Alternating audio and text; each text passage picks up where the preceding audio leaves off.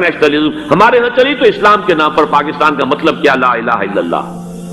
پھر پاکستان قائم ہوا معجزے کے طور پر، بلکہ نازل ہوا ہے لیلۃ القدر میں. انا انزلناہ فی لیلۃ القدر، جیسے قرآن نازل ہوا لیلۃ القدر میں، یہ پاکستان بھی نازل ہوا لیلۃ القدر میں.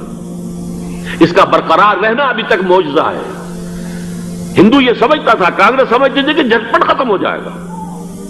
پھر یہ کہ اس کا قرارداد مقاصد کا پاس ہو جانا، مزید بھی اور اضافی دفعات دستور میں آ جانا، اب کمرشل انٹرسٹ کو ربا قرار دے کر حرام قرار دینا، یہ سارے لینڈ مارکس ہیں کہ جو اشارہ کر رہے ہیں کسی چیز کی طرف، معاملہ کدھر جا رہا ہے. پھر یہ کہ یہ جو 14ویں صدی کے مجدد تھے شیخ الہند، اس کے بعد سے کچھ ایسی شخصیتیں عظیم پیدا ہوئی ہیں ہند میں، جن کو میں سمجھتا ہوں کہ 14ویں صدی کے مجدد اور 15ویں صدی کے مجدد کے درمیان یہ 15ویں صدی کے مجدد کی راہ کو سیدھا کرنے والے، جیسے کہ حضرت یحییٰ نے کہا تھا میں تو آنے والے کا راستہ سیدھا کر رہا ہوں حضرت عیسیٰ کے لیے، ایسے ہی 15ویں صدی کے لیے امام مہدی کے لیے راستہ صاف کرنے والے سب سے پہلے علامہ اقبال، جنہوں نے اسلام کا تصور دین کی حیثیت سے دوبارہ زندہ کیا ہے، ورنہ اسلام ایک مذہب کی شکل اختیار کر چکا تھا. پھر مولانا مودودی، مولانا ابوالکلام آزاد حکومت الہیہ کے نعرے کے ساتھ میدان میں آئے. یہ اقبال نے جو تصور پیش کیا تھا اس پر عملی جد و جہد کے لیے حزب اللہ قائم ہوئی. نوٹ کر لیجئے 11 برس کا فرق ہے عمر کا علامہ اقبال کے اور ابوالکلام کے. اور 1913 میں جب حزب اللہ قائم کی ہے اس وقت علامہ اقبال کی ملی شاعری اپنے عروج کو پہنچ چکی تھی.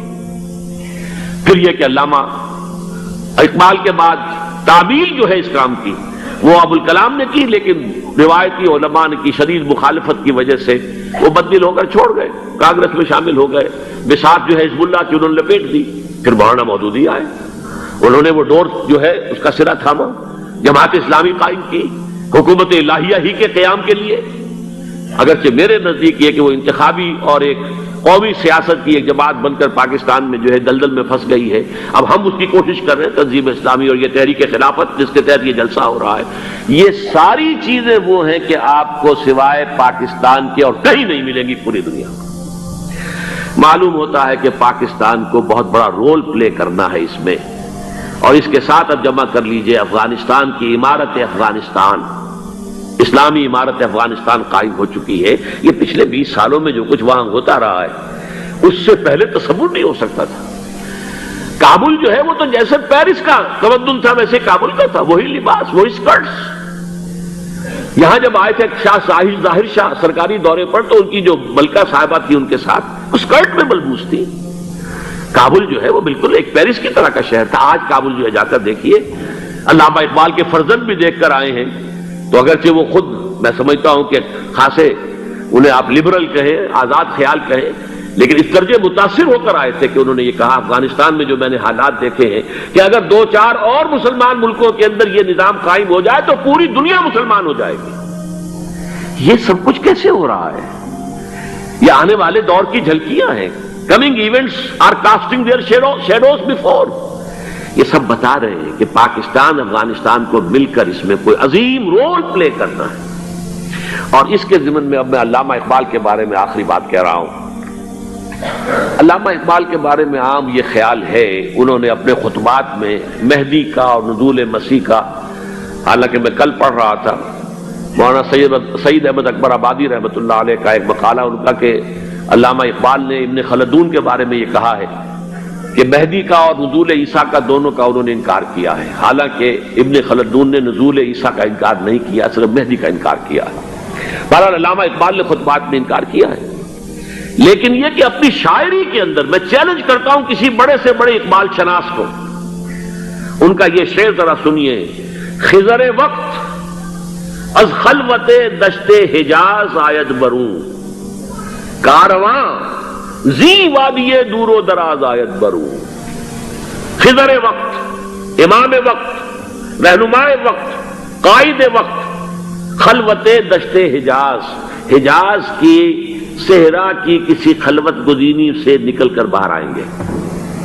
میں حیران ہوتا ہوں علامہ کے اس فکر پر اور اس مصرے پر. یہاں انہوں نے شیعہ اور سنی دونوں کے کانسیپٹ جمع کر دیے.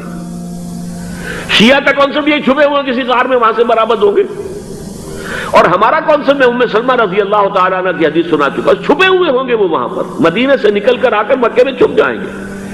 اس خانہ جنگی کی حالت میں لوگ ان کی طرف دیکھ رہے ہوں گے، سوچتے ہوں گے انہیں میدان میں آنا چاہیے، کوئی پارٹ پلے کرنا چاہیے، امت کی رہنمائی کرنی چاہیے، لیکن وہ چھپیں گے، وہ کارے ہوں گے، وہ اس ذمہ داری کو قبول نہیں کرنا چاہیں گے، جا کے چھپ جائیں گے مکے میں، وہاں سے مکے والے انہیں نکالیں گے، اور وہ کارے ہوں گے، انہیں بالکل یہ پسند نہیں ہوگا کہ یہ ذمہ داری اٹھائیں۔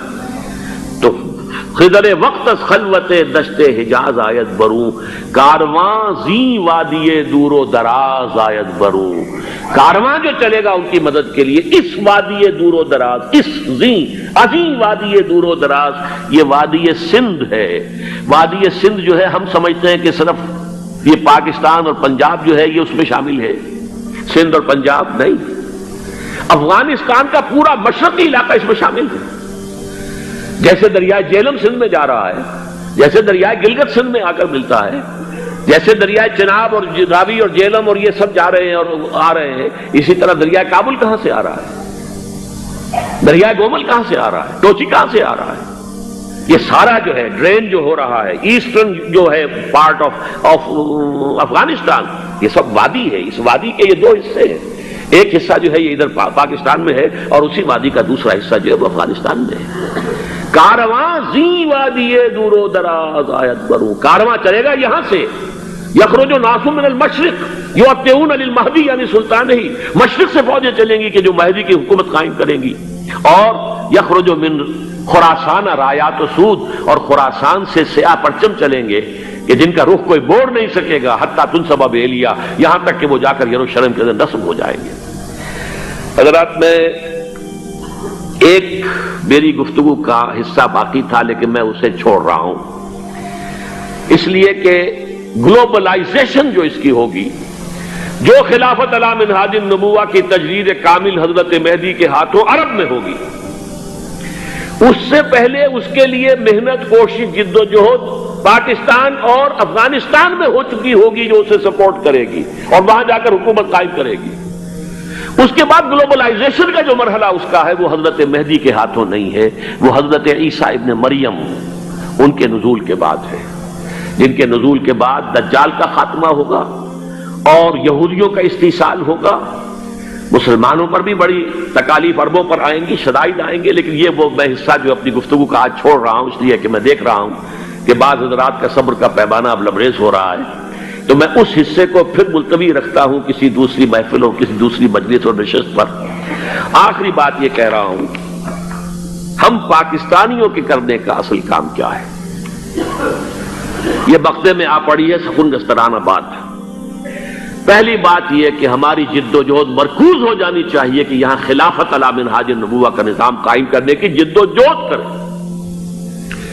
اس کے دو راستے ہیں، ایک سہل راستہ ہے، اللہ تعالیٰ جس کے لیے بھی اس کو سہل کر دے، اگر بظاہر تو بڑا مشکل ہے، نظر آتا ہے کہ لوگ اسے قبول نہیں کریں گے، کر لیں تو پھر بہت آسان راستہ ہے۔ تمام دینی جماعتیں پاور پالیٹکس سے، الیکشن کی سیاست سے وڈرا کریں اور اپنی تمام توانائیاں متحد ہو کر مرکوز کر دیں۔ نمبر ایک یہ کہ پاکستان کے دستور میں جس قدر اسلامی دفعات آ چکی ہیں ان کو جو غیر مؤثر کرنے والے چور دروازے ہیں وہ بند کروائے جائیں، جس کے لیے آپ کو یاد ہوگا میں نے مہم چلائی تھی نواز شریف صاحب کے دور حکومت میں کہ یہ ترامیم آپ مزید کر دیجئے، تو یہ جو چور دروازے ہیں جس کی وجہ سے قرارداد مقاصد ہو، دفعہ 227 ہو، یہ سب کے سب، اور یہ جو فیڈرل شریعت کورٹ ہے، یہ سب غیر مؤثر پڑے ہوئے ہیں، کاؤنسل آف اسلامک آئیڈیالوجی غیر مؤثر پڑی ہوئی ہے، ساری چیزیں موجود، پورا اسلام موجود ہے لیکن غیر مؤثر ہے۔ چور دروازے بند کر دو خدا کے لیے تاکہ یہ اس مؤثر ہو جائے، بڑی آسانی کے ساتھ، بہت ہی عمدگی کے ساتھ، بغیر کسی خون خرابے کے اسلامائزیشن آف لاس اور اس کی امپلیمنٹیشن شروع ہو جائے۔ اور نمبر دو یہ استیصال منکرات کے لیے امر بالمعروف نہی عن المنکر، اس کے لیے میدان میں آ کر کہ ہمیں نہ حکومت چاہیے نہ اقتدار چاہیے، ہمیں صرف یہ چاہیے یہ حرام ہے، یہ حرام ہے، یہ حرام، اسے ختم کرو، اسے ختم کرو، اسے ختم کرو، اس کے لیے میدان میں آئے۔ من رأى منکم منکرا فلیغیرہ بیدہ فإن لم یستطع فبلسانہ فإن لم یستطع فبقلبہ۔